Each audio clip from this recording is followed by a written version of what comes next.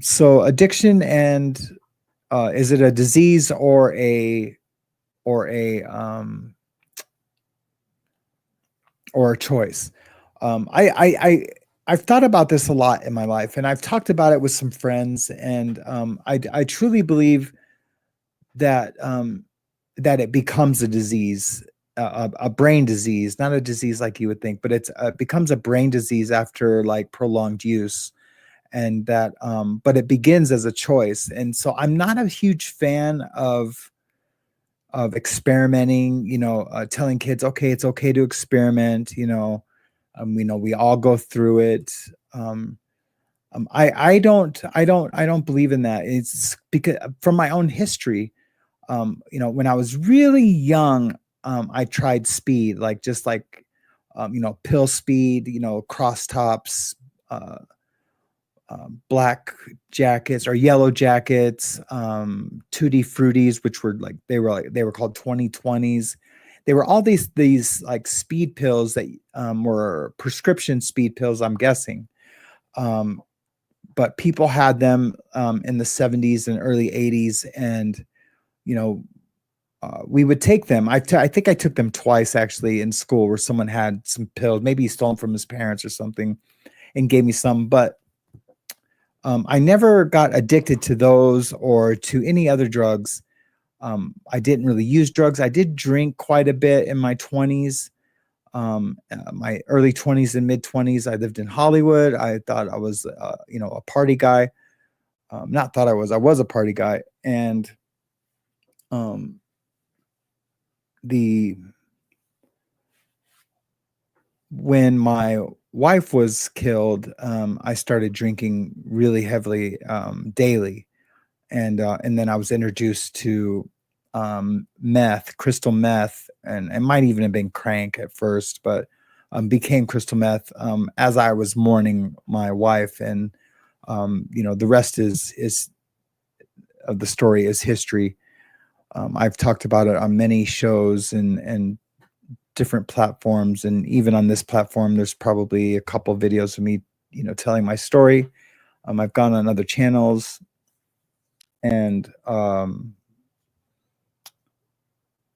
why I think I was so susceptible to um, wanting that drug specifically, that stimulant, was because I had tried it before when I was younger, and it just like reignited like this good feeling, um, and I wasn't too upset that I had tried it. Someone gave it to me in a drink to get me out of bed, or off the couch rather, and I wasn't even that mad at him, and it felt really good, and I became a daily user like almost instantly. Um, it was pretty crazy, and so I chose, after that, I don't think that the disease resided in me, that brain disease. I don't think it resided in me at that point. Some people will say, "Yeah, well, your dad was an alcoholic," because my dad was, so it was in your chemistry. I don't know. I don't know.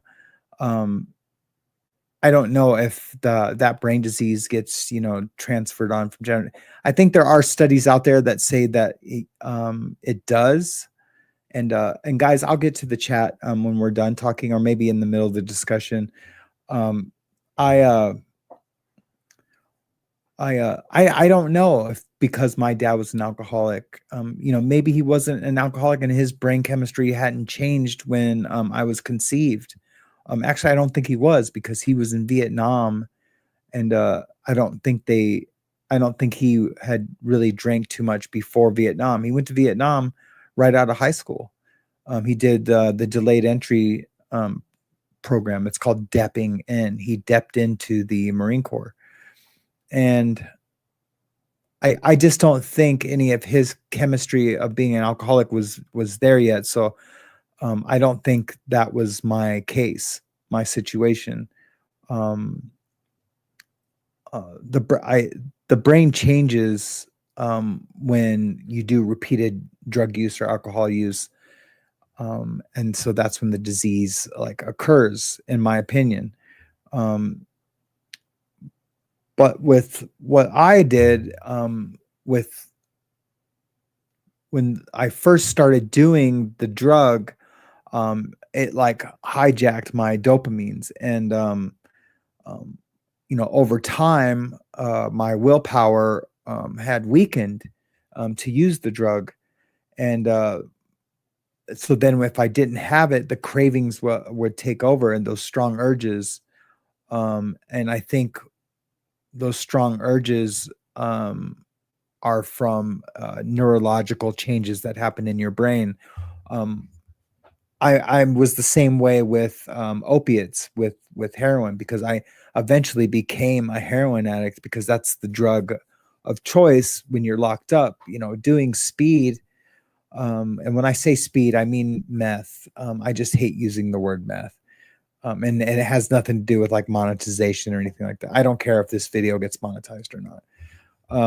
But when um, I think speed was a little different because of the stimulant, and it got me up. I was in the fetal position, mourning my wife, and the the speed like got me to even was able to even just like sit up and shave and go out and be around other people, instead of the fetal position on my couch in North Hollywood.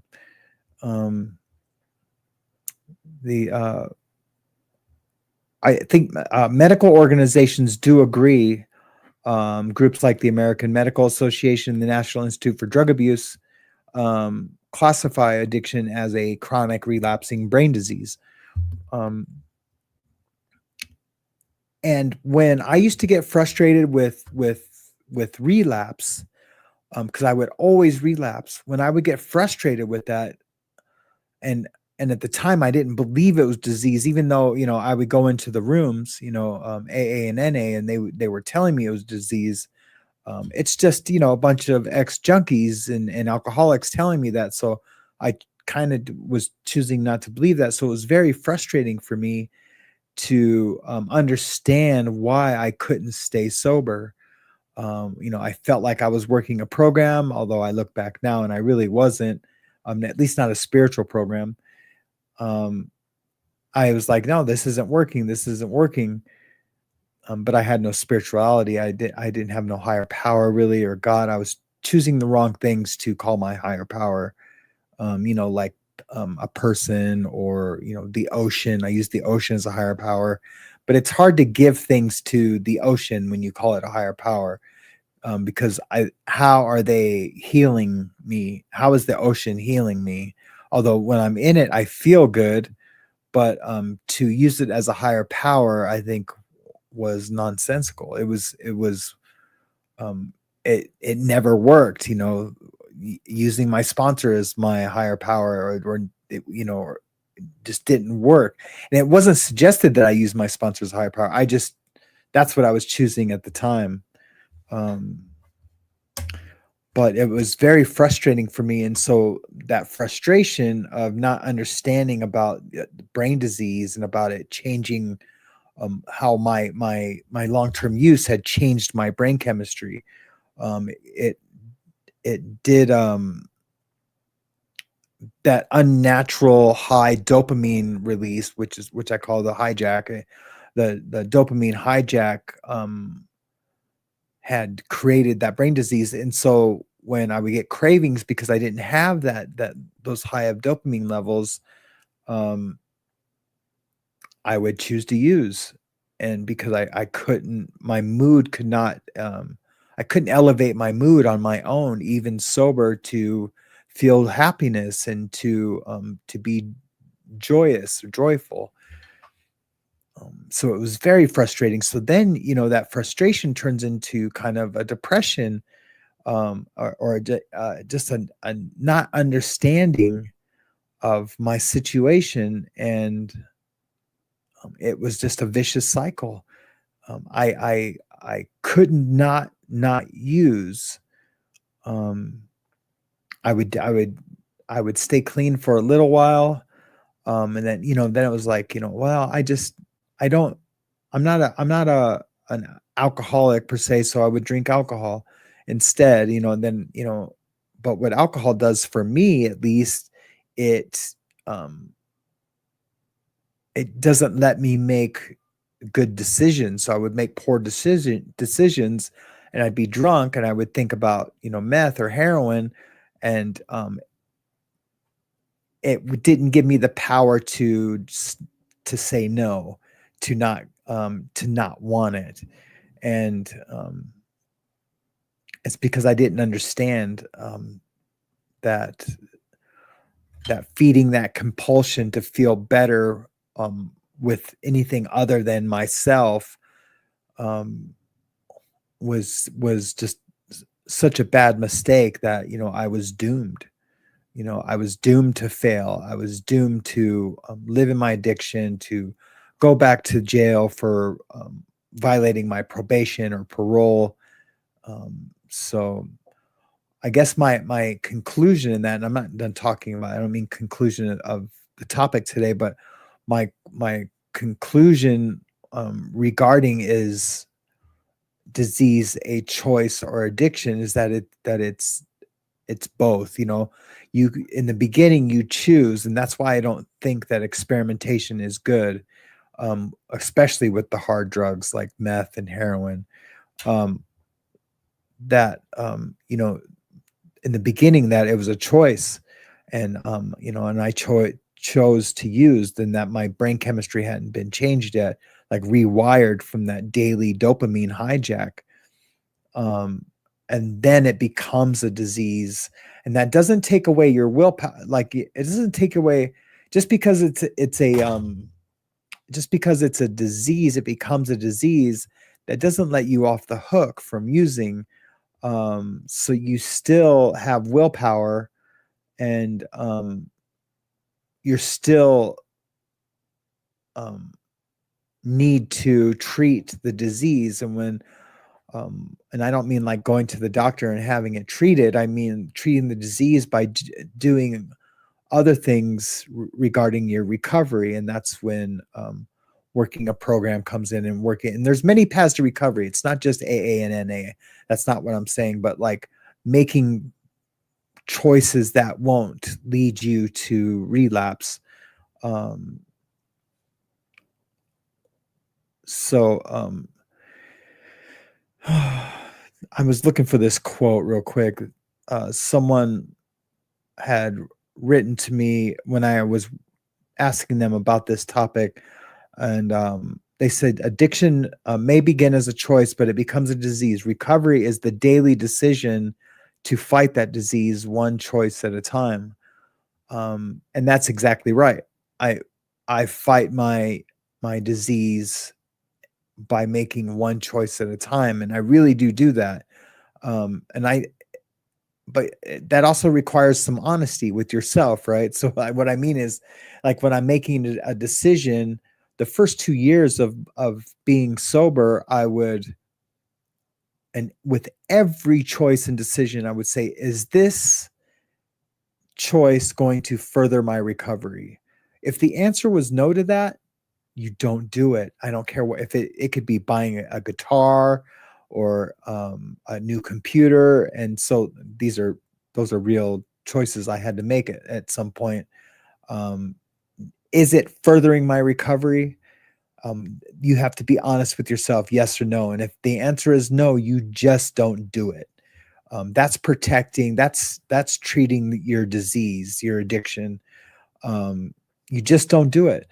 And then, once you have some sobriety, and you don't have to really ask yourself that question too much. You pretty much know the things that aren't going to lead you to a relapse. Then the spiritual program, the spiritual recovery of the program, and that's where I achieved success, was finally I did discover God, and I did pray to have those desires removed from me. But then what I'm saying is, for me to stay sober, I absolutely had to change that question and ask myself, okay, is this choice, or is this decision pleasing God.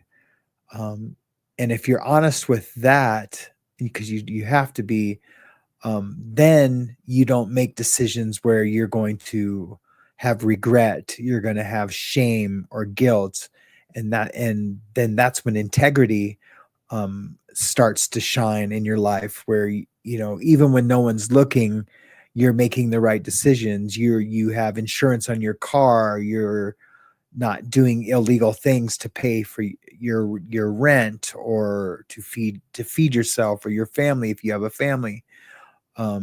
You really have to be rigorous with that question: is what I'm doing pleasing God? And if you don't believe in God, I mean, you can still, um, to be successful in your recovery, you have to have some kind of spiritual program. You just can't do it without it. It's impossible. Trust me, I've tried it. I tried it many, many times. I would build my life up to where I own things and have my own businesses, and I would burn it all down, scorched earth, and not care, because I wasn't doing things that pleased God. And because I didn't believe in God, I didn't know what was up there. I believed in ghosts and aliens and all the stupid things. Well, believing in ghosts isn't stupid, but you understand what I'm saying. And neither is believing in aliens. But what I mean is, not things, or not a something spiritual in my life that would help heal me and help me have a good life. Do you know what I mean? Making those choices, having integrity, doing the right thing when no one's looking. And I say, like having insurance on your car, that's like a big thing. You wouldn't think how important that is to your recovery. Doing the right thing, following the rules. By not having insurance on your car, you can say you get a ticket, for not having insurance, and then say you don't pay that ticket, or you don't show up for court when you don't pay the ticket, and then your license gets suspended. Then you're driving with a suspended license, and then it's all the things that one choice can make that will could destroy your life. Because I know that sounds there's a cognitive distortion called catastrophe. I know that sounds like I'm catastrophizing the situation, but it's true. Like it could lead you back to prison eventually, because of the shame and guilt from having a warrant for driving without a license. You could just end up saying, getting the fuck it's. A lot of people do get the fuck it's. Like, well, fuck it then. If I'm gonna have to go to jail for this, or if I'm gonna have to deal with this, then fuck it. I'm just gonna drink, or I'm gonna use, because I just want to feel better, and life sucks, and I'm a big piece of shit anyway, so why not drink and use? All from not having insurance on your car. So and that's just like one little example. And the end game could be an extreme, but I don't really think it is. I think it happens more than you would like to believe. So that's why all those little things are so important, to stay clean and sober. It's I've tried it every other way. And it just doesn't work. It doesn't. It just doesn't work. And I can't wait to get to the chat to see what you guys have to say about this, and talk about it. It's I had a couple other notes. Oh yeah, recovery requires action, and that's the treating the recovery. Like if you were a diabetic, I know a lot of people use that as an example, so I'm going to use it too. But like a diabetic needs to have insulin and check their sugar. Recovery is the same way. Even though the brain is affected, Recovery just demands like hard choices, like if you're using going to rehab, or cutting off the negative people around you, or the enablers.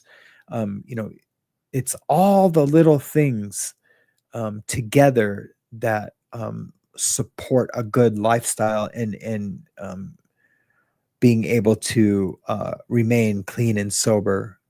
Um, and another thing is too, especially with me, because my coping strategies were were nil. They were nothing. I was trying to think if I even had any good coping strategies, or ways that I coped with adversity in my life, and I really didn't. It was just drink or avoid. And so a part of that action does require um, learning new coping strategies, and you can do that by just talking to friends, or a counselor, or a therapist.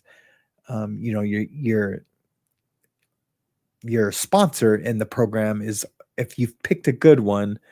And um and I really encourage people, when they're choosing a sponsor, to have a sponsor that does believe in God, even if you don't believe in God yet, because at least then that's um I used to tell my guys this when I would sponsor guys this, and when they didn't believe in God, I would say, well, all I really need you guys to do is to just have a willingness to believe that there might be something greater out there than you. You don't have to believe in it right now, but just a willingness to believe that there might be God, there might be a God there. And then if with Christianity, if guys were like, I feel like I'm a Christian, but I don't know, it just, then you have to have a willingness to believe in the resurrection of Christ. Because without that, like, none of it is real or makes sense. If you can't believe in that, um, then none of it makes sense. Um, so yeah, there's that. And what else do I want to talk about with that? Um, that's right. It's, and I kind of already touched on it, is that just because it's a disease doesn't get you off the hook. Like, well, like, try going into the courtroom when you get busted for drugs, or you violate your probation, and saying, but judge, I have a disease, so I can't help it. I have to use. No, responsibility still matters. I'm just imagining doing it. I never did that. I always was like, I know, judge, I'm a piece of shit. All these gang tattoos on me, I'm like 250, raw steel and sex appeal, and I'm just like, sorry, judge. All the gangster jumps right out of you, when you're going back to court for stupid things, and the judge is like, I don't know what to do with you. Prison doesn't work, rehab doesn't work. But yeah, responsibility still matters. Calling it a disease doesn't mean there's no accountability. Like with diabetes or heart disease, you still have to make decisions that support your recovery. So again, I'll go back to, asking yourself, does this please God? Does this decision I'm making right now really please God? And if you're honest with yourself, and you're honest, and you follow those rules, that you make for yourself, and the things that please God and don't. If you don't know if it's pleasing God or not, you just don't do it on the chance that you're not going to please Him.